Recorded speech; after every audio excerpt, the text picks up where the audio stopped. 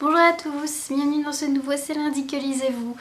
Alors la semaine dernière j'ai bien lu, j'ai terminé 4 livres, donc je commence tout de suite par ce qui était ma lecture du lundi dernier.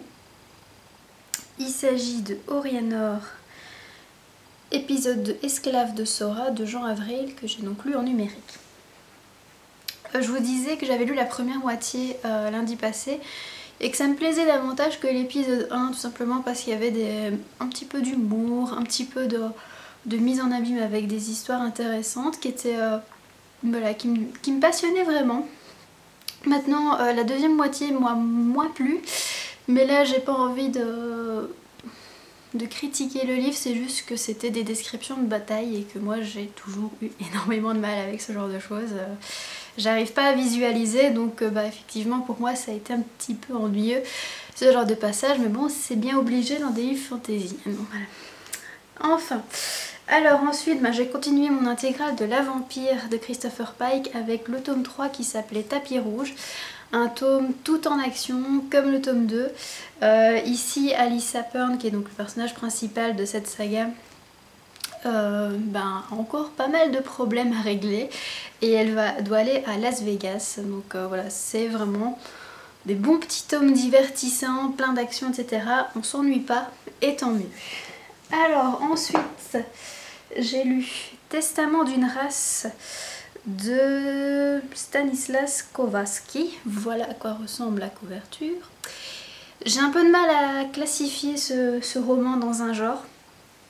En fait, on se dirait qu'on est en Grèce antique ou en Rome antique, mais tous les lieux sont imaginaires, donc je sais vraiment pas dans quel genre je vais le classer pour ma chronique que j'écrirai demain. Ça va être difficile. Enfin bref, de quoi ça parle? En fait, Kundara est un vieil homme qui va nous raconter un petit peu sa vie, donc toutes les guerres auxquelles il a participé, vu qu'il était un petit peu le chef de son clan, de son village, etc. Et donc c'est vraiment les confidences d'un vieil homme sur tous les choix qu'il a fait, tous les choix stratégiques, etc. C'est un roman que j'ai bien aimé mais que j'ai trouvé un peu inégal. Il y a des passages vraiment longs, vraiment très stratégie, tactique, etc. Qui, comme je vous dis, moi les trucs militaires, bataille, etc. c'est pas trop mon truc, donc effectivement j'ai dû passer ce genre d'épisode. Mais il y a d'autres choses vraiment bien.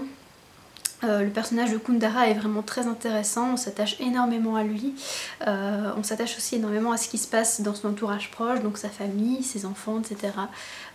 Donc moi ce que j'ai bien aimé, c'est que dans tout cet univers très militaire, très guerrier, il y ait ce côté émotion, ce côté famille, etc. qui est aussi très important pour le personnage. Voilà. Alors ensuite, qu'est-ce que j'ai lu? Ah oui, j'ai lu le tome 4 de La Vampire de Christopher Pike qui s'appelait Fantôme. Un tome radicalement différent de ce qu'on a vu auparavant. C'est un tome beaucoup plus calme, dans le départ en tout cas.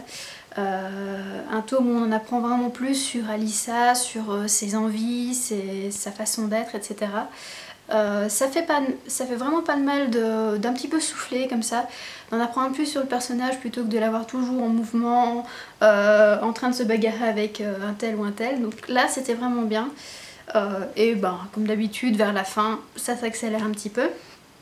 Et ce que j'ai bien aimé en fait dans ce tome-ci, c'est surtout que, j'espère en tout cas, un personnage qui est très secondaire jusqu'à présent, qui s'appelle Seymour, qui est un peu le confident d'Alyssa et qui n'apparaît que 2 ou 3 fois par tome en fait, c'est vraiment un personnage qui m'intrigue beaucoup.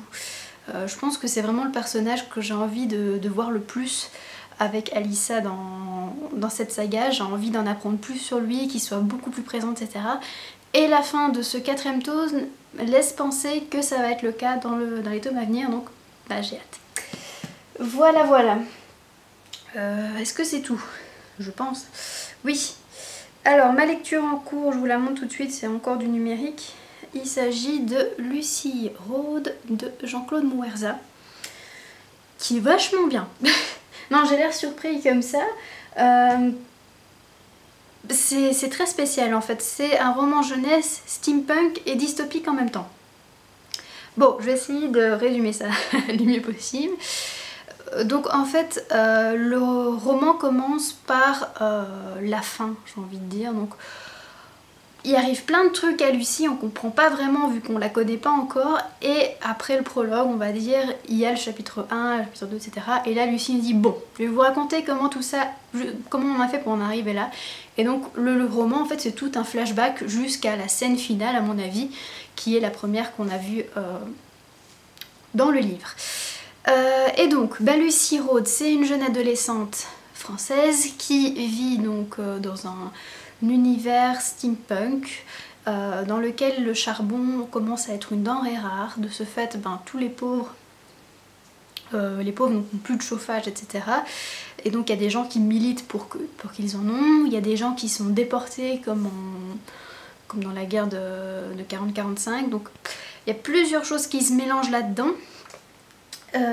Et Lucie va recevoir un beau jour dans sa boîte aux lettres personnelle, parce qu'en fait quand on met un colis chez quelqu'un ou une lettre, y a des tuyaux qui vont jusqu'aux chambres de chaque personne.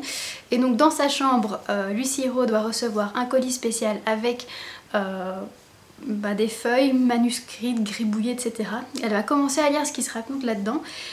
Elle va voir que c'est une histoire de fantaisie, ça la botte pas trop, mais par la suite, elle va se rendre compte qu'elle est présente dans cette histoire. Donc il y a vraiment une fille qui s'appelle Lucy Rhodes dans cette histoire. Et puis quand l'auteur commence à raconter comment est son jardin, comment est sa maison, etc., ça correspond exactement à ce qu'elle vit, à ce qu'elle est. Donc elle va commencer à enquêter pour savoir qu'est-ce qui se passe. Voilà, surtout que l'auteur est assez énigmatique, qui dit que le monde qu'elle a toujours vécu, c'est pas ce qu'elle croit, que son père est un menteur, etc., etc. Donc voilà, elle a beaucoup de questions, beaucoup de choses qu'elle a envie d'éclaircir, et nous aussi. C'est d'ailleurs un petit peu la seule critique que je ferais, c'est que j'étais tellement embarquée dans cette histoire avec Lucy Rhodes que j'étais assoiffée en fait. Assoiffée de connaissances, je voulais que ça aille vite, qu'on nous dise clairement voilà ce qui se passe, voilà comment on a fait pour en arriver à la scène initiale quoi.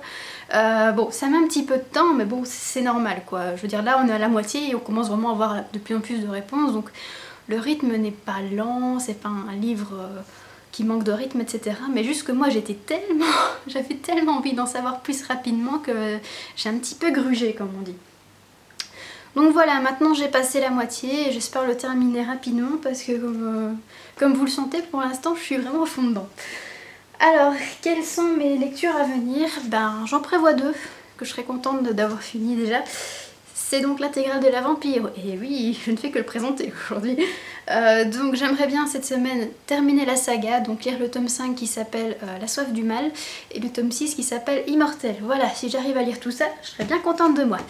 Voilà, il me reste plus qu'à vous souhaiter une très bonne semaine et de bonnes lectures, et moi je vous retrouve bientôt pour d'autres vidéos, des emails mailbox, des tags, j'ai plein de choses à faire. Ciao!